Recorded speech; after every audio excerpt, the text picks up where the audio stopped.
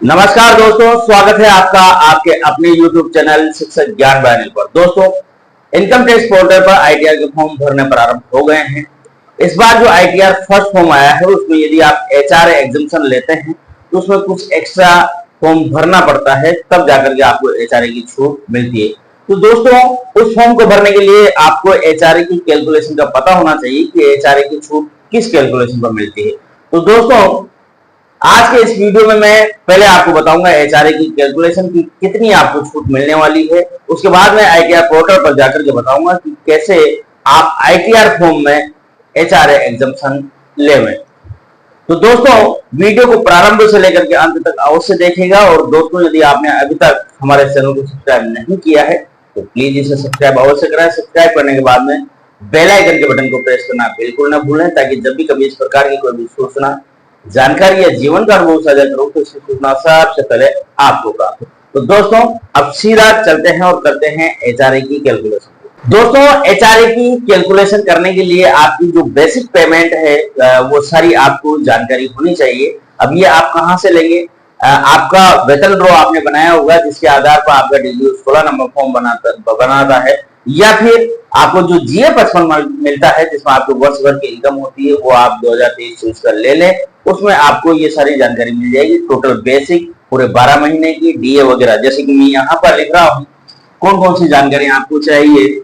यहाँ पर सबसे पहले आपको चाहिए बेसिक। बेसिक जो भी आपकी है वो ले। अभी हमारे केस में 6,29,000 रुपए है, तो मैं यहाँ पर ये लिख रहा हूँ डीए। डीए आपके केस में जो भी है 12 महीने का वो ले। मैं यहाँ पर लिख रहा हूँ 3,31,398 रुपए। इसी प्रकार से एचआरए यहाँ पर वो आपको वो लेना है जो आपको वेतन से मिला है। तो आप ये अपने वेतन ड्रा में या फिर जीए 55 में आसानी से देख सकते हैं। 56,356 रुपए हमारे केस में ये एचआरए हमको मिला है। अब दोस्तों, एक चीज और आपको यहाँ पर लिखनी है, वर्ष भर में पूरे 2023-24 के वित्तीय वर्ष में आपने जो मकान किराया चुकाया है वो यहां पर लिखना है। मकान किराया जो चुकाया है। अब मान लेते हैं दोस्तों, यहां पर आप हर महीने 12,000 रुपए देते हैं, तो 12 के हिसाब से ये हो जाते हैं 1,44,000 रुपए। 1,44,000 रुपए यहाँ पर हमने मकान किराया चुकाया है पूरे वित्तीय वर्ष में 2023 में। अब ये चीजें हमने यहाँ पर लिख ली है। कैलकुलेशन के लिए 3 चीजें हम यहाँ पर मैं आपको नोट करवा रहा हूँ। सबसे पहले दोस्तों, आपको जो आपका वास्तविक एचआरए जो मिला है, आपको वास्तविक एचआरए जो भी आपको मिला है वो आपको लिखना है। उसके बाद में आपको वेतन का 40% या 50%, 40% दोस्तों नॉन मेट्रो सिटीज के लिए है, मेट्रो सिटीज के लिए 50% आपको यहां पे लिखना है। और वेतन का मतलब यहां पर क्या है? वेतन का मतलब है बेसिक प्लस डीए। बेसिक और डीए को जोड़ने के बाद में यहां पर जो वेतन आएगा उसके लिए यहां पर वेतन काम में लिया गया है। तो वेतन का आपको दोस्तों यहां पर लेना है 40%। यदि आप मेट्रो सिटीज में रहते हैं तो यहाँ पर 50% लेवें। अब चूंकि दोस्तों हमारे ज्यादातर दर्शक नॉन मेट्रो सिटीज से, तो मैं यहाँ पर 40% के हिसाब से गणना करके बताऊंगा। तीसरी चीज आपको लेनी है, जो किराया आपने चुकाया है, जो भी किराया आपने वर्ष भर में चुकाया है, उसमें से दोस्तों आपको आपकी जो वेतन है उसका 10% घटाना है। वेतन का 10%। अब वेतन का मतलब वही है दोस्तों, यहाँ पर बेसिक प्लस डीए, ये दोनों वेतन का 10%। ये तीनों चीजें अपने को निकालनी होगी दोस्तों कैलकुलेशन के लिए। और ये तीनों चीजें निकालने के बाद में जो सबसे कम आएगा वो राशि आपको एचआरए के एग्जम्पशन के रूप में मिलेगी। अब मैं यहाँ पर एक बार निकाल के आपको बता देता हूं। वास्तविक एचआरए दोस्तों, ये जो वास्तविक एचआरए हमको मिला है वो हमको लेना है, ये है यहाँ पर 56,356 रुपए। यदि यहाँ पर वेतन जो कि बेसिक प्लस डीए है, इन दोनों को यदि अपन जोड़ते हैं तो इसकी कैलकुलेशन आती है दोस्तों 9,60,398 रुपए। तो यहां पर इसका 9,60,398 का हमको 40% निकालना है। तो इसका जो 40% हम लोग निकालेंगे तो वो कुछ बैठता है दोस्तों 3,84,159 रुपए 2 पैसे। राउंड फिगर में यदि अपन इसको करते हैं तो यहां पर जो 2 है वो अपन हटा देते हैं, 3,84,159 रुपए रह गए हैं। अब यहाँ पर तीसरी चीज अपने को और निकालनी है, जो भी किराया चुकाया है। किराया क्या चुकाया अपन ने, यहाँ पर देखें वर्ष भर में 1,44,000 रुपए हमने यहाँ पर चुकाया है। और वेतन का 10%, वेतन मतलब बेसिक प्लस डीए, ये वाला।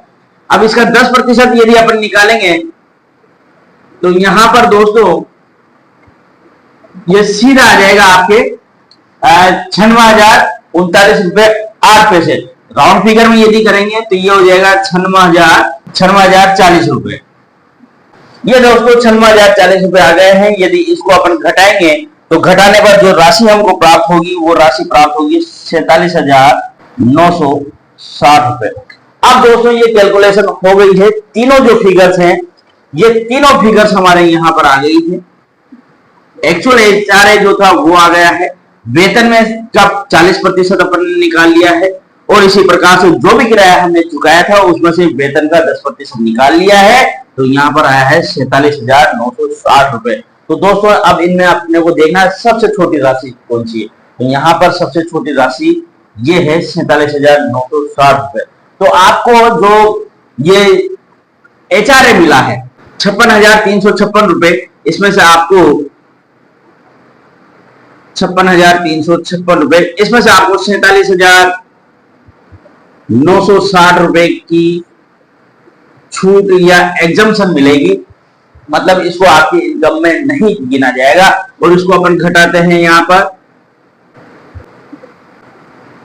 तो देखें दोस्तों 8,396 रुपए निकलते हैं। तो ये जो 8,396 निकलते हैं ये टैक्सेबल आपकी इनकम होगी। मतलब जो आपको एचआरए मिला है 56,356 रुपए, उसमें से 47,960 रुपए की आपको एग्जम्पशन मिल जाएगा और 8,396 रुपए पर आपको टैक्स लगेगा। तो ये टोटल दोस्तों यहाँ पर एचआरए की कैलकुलेशन है कि किस प्रकार से एचआरए की छूट मिलती है। एचआरए की छूट मिलने के दोस्तों एक डिटेल में मैंने वीडियो बनाया है और डिस्क्रिप्शन बॉक्स में मैं उसका लिंक डाल दूंगा। उसमें आपको पता चलेगा कि जब मकान किराए की आप छूट ले रहे हैं तो आपको केस में कितना देना है, ऑनलाइन पेमेंट करना है, चेक से करना है, या फिर आपको पैन कार्ड की आवश्यकता है या नहीं है मकान मालिक की। ये सारी चीजें मैंने उसमें बताई हुई है। तो दोस्तों उस वीडियो को जरूर देखें यदि आप पूरी कैलकुलेशन जानना चाहते हैं।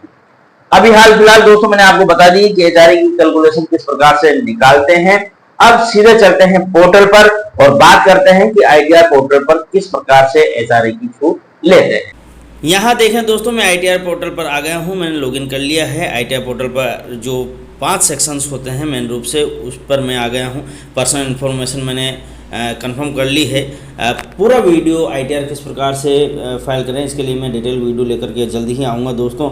अभी हाल फिलहाल अपन लोग एचआरए का क्लेम किस प्रकार से करें ये सीख रहे हैं। तो यहाँ पर जो ग्रॉस टोटल इनकम है इस पर आपको क्लिक करना है एचआरए क्लेम करने के लिए। इस पर जैसे आप क्लिक करते हैं यहाँ पर आपकी इनकम आ जाएगी। तो एडिट दिया गया है, एडिट पर आपको क्लिक करना है। एडिट पर क्लिक करने के बाद में देखें दोस्तों नीचे आए यहाँ पर do you want to add more breakup add another लिखा गया है। इसके अलावा नीचे और आ जाएंगे यहाँ पर less allowance the two extend examined under section 10। तो दोस्तों अंडर सेक्शन 10 में ही हमें एचआरए की छूट मिलती है। तो एड अनदर जो दिया गया है इस पर आपको क्लिक करना है।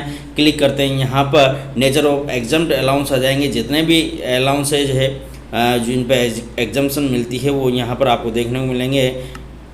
1013A allowance to meet expenditure increase on house rent. तो ये आपको ले लेना है। ये लेते ही देखें दोस्तों यहाँ पर आपको ये मिलेगा कि प्लीज़ फिल शेड्यूल 1013A। अब ये जो शेड्यूल फॉर्म है ये आपको भरना है। तो ये नीचे आप आएंगे तो जैसे ही आप इसको ले लेते हैं यहाँ से इस ऑप्शन को, तो नीचे ये विकल्प अपने आप आपको देखने को मिलेगा। ये तभी देखने को मिलेगा जब आप यहाँ पर इसको 1013A फॉर्म को ले लेंगे।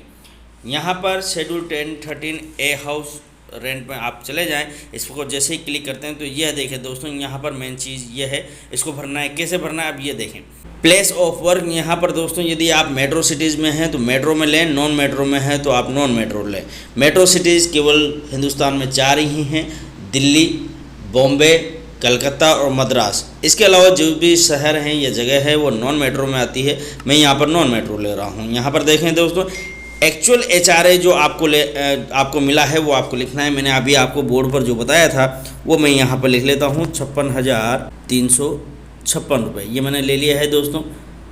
लेने के बाद में नीचे आ जाएं तो यहाँ पर एक्चुअल रेंट जो आपने पे किया है वो आपको यहाँ पर लिखना है। मैं यहाँ पर 1,44,000 जो कि मैंने अभी आपको उदाहरण में बोर्ड पे जो बताया था वो मैं लिख रहा हूँ, 1,44,000 एक्चुअल रेंट पेड लिख दिया है। यहाँ पर detail of salary as person section 17(1), ये यहाँ पर आप कुछ नहीं कर सकते हैं, स्वतः ही आएगा। बेसिक सैलरी आपको यहाँ पर लिखनी है।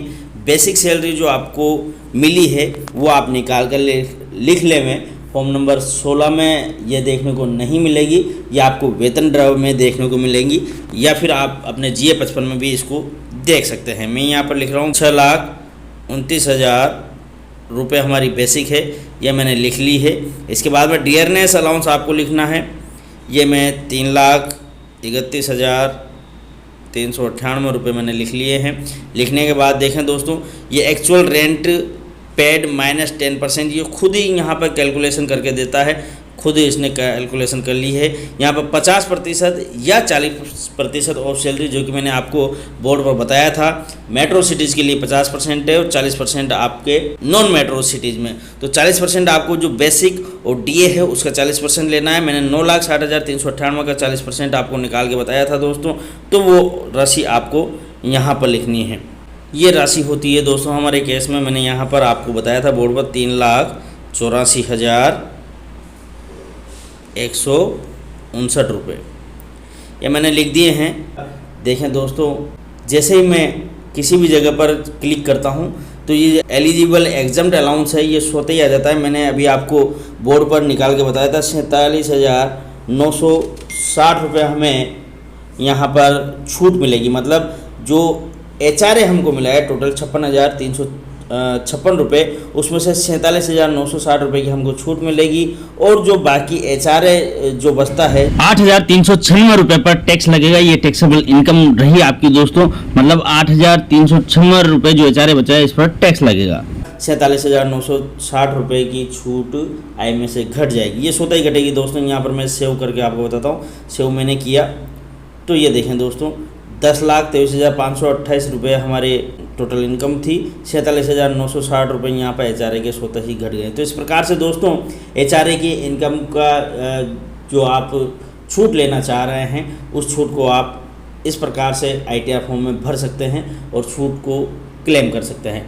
दोस्तों HRA किसको लेना चाहिए, कैसे लेना चाहिए, इसके लिए मैंने एक डिटेल्ड वीडियो पूर्व में बनाया हुआ है। यदि आपने वो नहीं देखा है तो डिस्क्रिप्शन बॉक्स में जाकर के आप उसे ज़रूर देखें दोस्तों, कि आप HRA की छूट ले सकते हैं या नहीं ले सकते हैं। HRA की छूट यदि आप ले रहे हैं तो आपको पैन कार्ड लेना है या नहीं लेना है मकान मालिक का, ये सारी जानकारी मैंने उस वीडियो में बताई हुई है। दोस्तों आशा है ये जानकारी आपको अत्यधिक उपयोगी लगी होगी, तो इस जानकारी को आप अधिक से अधिक साथियों तक शेयर करें।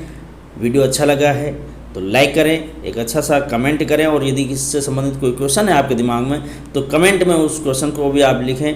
अन्य साथियों तक इस उपयोगी जानकारी को शेयर करते हुए चैनल को सब्सक्राइब करना बिल्कुल न भूलें। दोस्तों आपने पूरा वीडियो देखा, इसके लिए आपका बहुत बहुत धन्यवाद, शुक्रिया।